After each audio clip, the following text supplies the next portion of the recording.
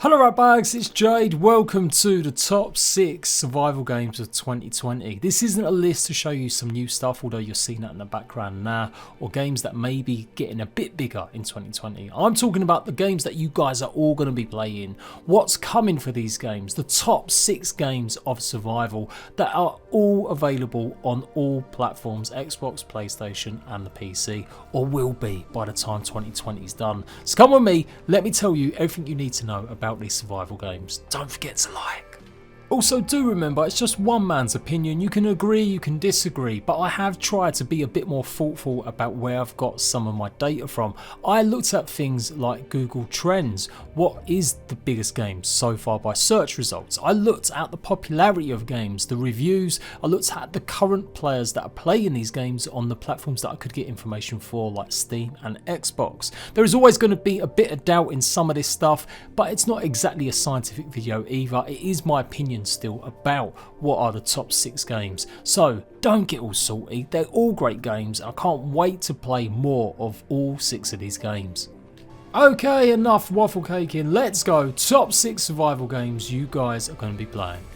Number 6, a game that's been out for nearly 4 years and it's still going strong, No Man's Sky. Right now, there are still over 8 to 10,000 players at peak times playing No Man's Sky on PC.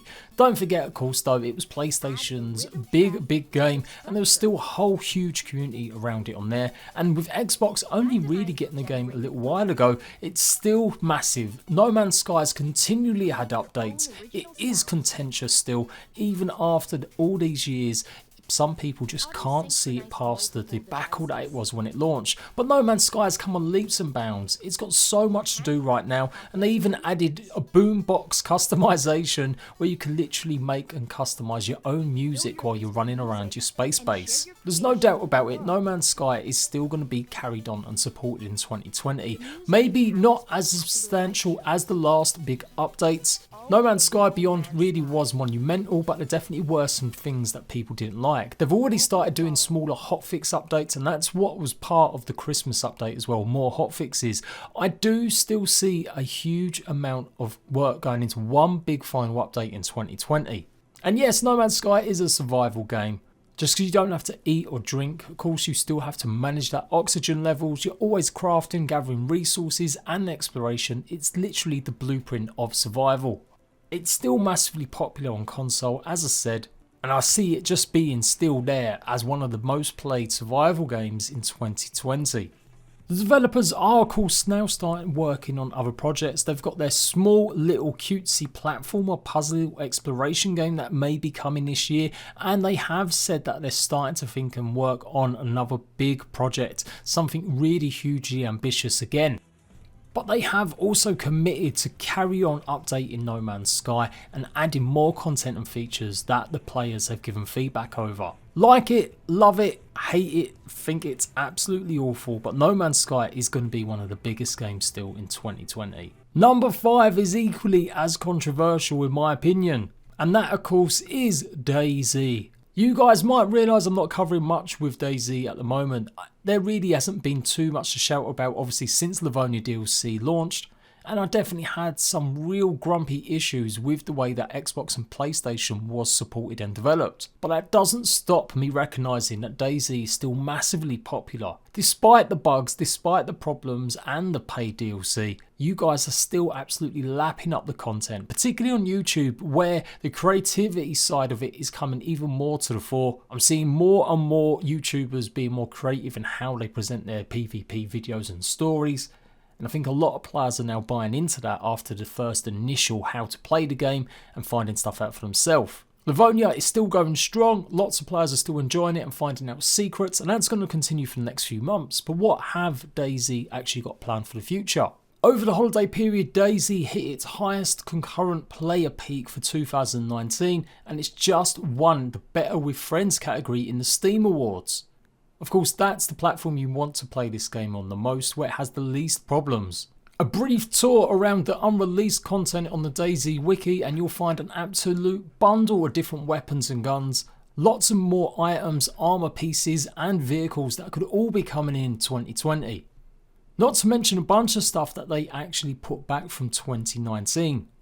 One of the biggest things that people want is health and actual consequences. Proper broken legs where you have to use splints, basically re-putting in the system that has been in DayZ in the past. And that's pretty much what 2020 is going to be all about. Bohemia are going to be dipping back into the original version of DayZ, pulling out the bits that make the most sense and repackaging it for Xbox, PlayStation and PC. I don't think that means we're suddenly going to get helicopters. I still think the game is way too unstable, particularly on console where it has the most problems, but we're likely to see more improvements, more weapons, more armour. Well, I hope so anyway. If they can just get cars to work right, that would be a good start before they add any other type of vehicles. And despite many calls from console fans wanting mods, that's not going to happen. The investment needed to put mods onto Xbox and PlayStation is huge. It's why there's only one big company that's ever done it, and that's Bethesda. Well, I suppose Minecraft too. Yeah, alright, 2 companies have done it.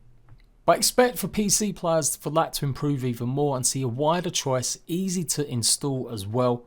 That's what was in their vague roadmap plans in 2019 to improve the modding scene even better, and a lot of that work has started. I wouldn't rule out also another map being revealed at some point in 2020, more likely towards the end of the year. There's still a bunch that modders working in tandem with Bohemia are working on. One thing I don't think we're going to see is a rebirth of their Survivor games. That kind of died really on its arse. The thought of playing a more slower paced battle royale does appeal to some people, but up against the rest of the competition like PUBG and so many others, it just doesn't stand a chance.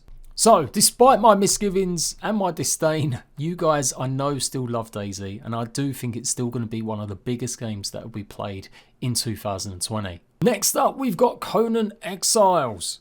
This is something I'm actually going to be putting my weight behind and playing a lot over the next 6 months. I feel that there's going to be big plans for Conan. I've already spoken quite in depth about it. Go and check out that video for 2020. But just a quick recap, there is talk of a new map or a new biome coming to the game. The game is pretty much at stretching point right now. Despite lots of problems and issues similarly to do with performance on console, Conan Exiles has fared a lot better in terms of reviews, and it's definitely got a passionate community behind it. It has grown a little bit stale though, with the same map being played on for a number of years now.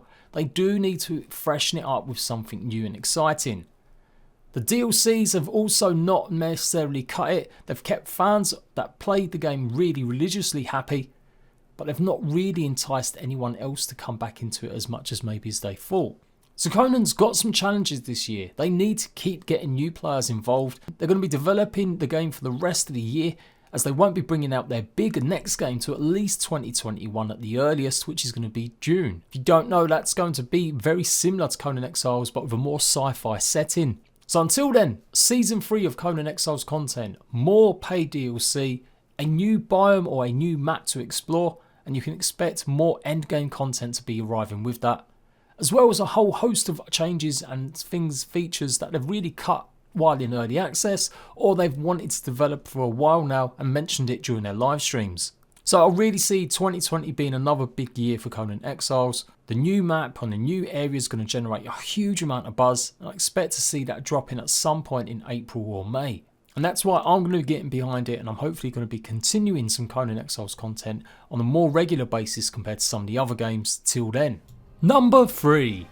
Ark Survival Evolved. But undoubtedly, Ark is still one of the biggest games going. 16 million copies have been sold on Xbox, PlayStation and PC. Of course it's going to carry on being one of the biggest games, or survival games, to play in 2020. With the delay of their latest DLC Genesis till January, it's kicking off with a strong start. I expect that to actually drop at some point in February because they're always late. And again, despite all the many problems they've had for over the last 6 months, particularly with duping, cheating and just a whole host of bad communication, Ark has just got that fan base locked in.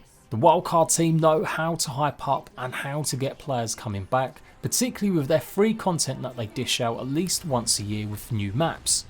And I expect that to continue this year. We're going to see another brand new map added to the game. Although by now I would dearly love to see a proper mod just ported over that gave players on console particularly a different way to play the game rather than just simply somewhere else to explore. That's a bit of a pipe dream because it is so much to do that, but it really would be nice to see another mod like Primitive Plus come aboard and be a part of the official ARK main game. You can expect more competitions for its sponsored mods, and that also presents a lot of ideas for what they're going to be going through with next. And of course they've got part 2 of Genesis meant to be coming out in winter 2020. If that does happen, it does mean they're going to have 2 big major DLC releases in the space of a year, not to mention some sort of free content sandwiched in between during the summertime. ARK can be the game that you guys want it to be. You rent your own servers, you control how you play it with your friends, you've got all the official networks, you've got various game modes, and on PC you're lucky to have a wide choice in mods, and even on console the stuff that you can do with your own servers really can liven up the game. Hence why ARK is always going to be one of them games that just keeps getting played year after year by one of its most loyal and popular fan bases. So that leaves number 2, which is going to be a game that's not even out yet on console but is coming in 2020. It is of course Rust. I am sure as hell that Rust is going to be a phenomenon on Xbox and PlayStation. Roughly, ARK has got about 8 million players on PC and the same again on Xbox and PlayStation combined. Here's some stats of Rust on Steam right now. It's sold over 9 million copies, so more people have bought Rust than ARK Survival Evolved. And I honestly expect Rust to sell at least 4 to 5 million on Xbox and PlayStation within the first 4 to 5 months of it being out. If you don't know, ARK Survival Evolved sold 1 million copies on PC within about 8 weeks. Did you also know it sold the same amount on Xbox in about 5 to 6 weeks? It was big news at the time in 2015/16, and that was when the game was in game preview. You know, this is my job. I talk about survival games every day. I'm always looking at what ones are the most popular and which ones are generating the most buzz and hype. I don't necessarily cover and play all of them all the time, but I certainly keep track, and there's no doubt about it. Rust has always been a phenomenon. Unlike a lot of other games that have gone through big dips and lows like something like DayZ, Rust has pretty much sustained itself over the last 3 years and got better and better. No more dip into huge or horrible levels. It has sustained its player base, the players are happy, it's got overwhelming positive review scores on Steam, and it is just simply one of them games that kids have grown up with who are now big adults that just want to get in and play some Rust. 100 million PS4s, 45 million Xboxes or so. There's never been a greater time to release a game that so many people have wanted on a console platform for so long. Rust is pure shithousery. You're going to be so raging when you lose all your gear, get raided multiple times offline, or you just simply trolled on the beach continuously. But that all feeds part of it. It's a much more arcadey, don't care as much or deeply as something like ARK where you lose your gear, or even DayZ where you know the wrong mistake can cause your death. Rust is definitely a little bit more toxic and a little bit more out there. As you can see from the blue line, Rust has had more players playing on a daily basis than ARK Survival Evolved has for a number of months now. In fact, apart from a little bit of a peak in June when Valguero came out, it's been a whole year that Rust has been king. And I see that continuing in 2020. We still don't have the biggest amount of choice in PvP games, particularly survival PvP, with maybe the only equivalent similar is something like PUBG or DayZ. Rust has consistently updated its game in this last 2 years with free content. They've already added in-game events like helicopter raids, as well as a bunch of other stuff, but this is all what's expected in 2020. Vehicular module kits that you can literally build your own vehicles. This was recently teased a little bit more in the last few months, so I expect this to be a heavy part of updates in 2020. Also, do remember that Facepunch have strictly denied releasing it on console until they thought console could handle it and it could actually do a good job. This isn't going to be a shoddy port like ARK or Conan or DayZ. That is in Gary's first words. He doesn't want a short-sighted, low-rate frame survival game again. That's what he calls the competition already on console. He wants to see his version of Rust being #1 survival game you can get. And I will agree with him. I'm going to be all over Rust like a noob on the beach dying. And it just simply shows that you don't necessarily have to flood your game with paid DLCs to keep players happy, to keep it successful. When you compare how much Rust has actually done in terms of updates and fresh content, and look at what everyone else has done, it's clear as day which company really does try and put the player first. Rust is going to be the #1 seller of survival games in 2020. But that doesn't mean it's going to be the #1 most played survival game. And that obviously falls to something you guys will be well aware of. And I think it's going to get even bigger in 2020. And that, of course, is Minecraft. Agree, disagree, tell me the merits it's not a survival game. I've often wondered myself if it still truly is a survival game like the other ones we've just mentioned. And really, yeah, it's more of a survival game than No Man's Sky, you could argue. And certainly the hunger mechanics, the way that they've added more stuff over the last couple of years, I think Minecraft now is more of a survival game than it's ever been, rather than just being a creative sandbox or just a game that you think is just for kids once more. Maybe it's only me that thought like that, and you guys have always known that Minecraft is the ultimate survivor game and it's still been one of your favourite games. It is undoubtedly one of my favourite games of all time, and it doesn't mean necessarily I'm going to be whacking it all over my channel, even if one of the videos I did recently showing you guys how to crossplay is one of my biggest growing videos in a year. But whatever way you look at it, it will have the most players playing it. It has got content coming with the Nether update, a huge update that's adding a whole host of changes, new biomes to the Nether, new creatures like the Piglin Beast, and a hell of a lot much more. We can expect smaller updates, but that's the one thing Minecraft haven't ever got right, i.e. Mojang, is the regularity. Sometimes these updates are the one big thing they have each year, and I think hopefully 2020 will start seeing a bit more rapid deployment, who knows. They also had a competition about what other biomes they wanted to see re-added or readjusted, and I do believe there's more coming as well. So Minecraft, as ever, has got a strong future. It's never going to stop being the sort of meme or the jokey game that everyone references as being bad or being cheesy, but ultimately it is a fantastic game. And much like the rest of the games that I've mentioned, they will all hopefully be appearing on the next gen. It does look likely that PlayStation 5 have now finalised their backwards compatibility program that they've got running or will be coming to PlayStation 5, much like Xbox is. Xbox have already said that they're going to be able to play whatever game you want on the next console from the Xbox One generation and the previous ones as well. It looks like PlayStation are doing something very similar. So I expect to see either maybe an upgrade cost for some of these games, like it was transporting one of your save datas or one of your games from the PS3 to PS4. You know, Ubisoft did a bit of that. Or maybe it'll all just be for free and they're just banking on microtransactions and DLCs to keep extra revenue coming through. This generation really will be very different from the ones before it. But Minecraft, the creativity, the survival aspects of it, the more crafting, the more realms to explore, and of course the other tie-ins, means that Minecraft is gonna be still the biggest survival game of 2020. Agree, disagree, leave your comments in the box down below. What are you looking forward to the most? And of course a big shout out to all the new games that I will be taking a look at. Don't worry, I will be showing you some brand new stuff coming to 2020 as well. Go and watch all the rest of my list videos 2019. Thanks a lot for watching this one, guys, appreciated it, and I will see you ratbags later on.